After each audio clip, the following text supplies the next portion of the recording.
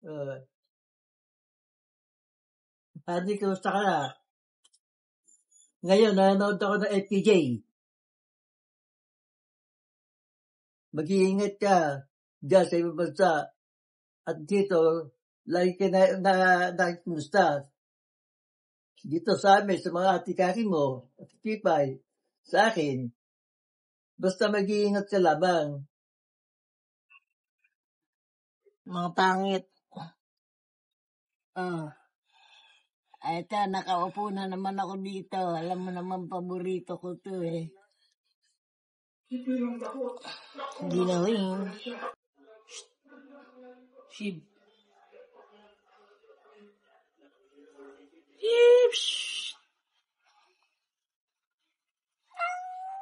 Buntis ka, no?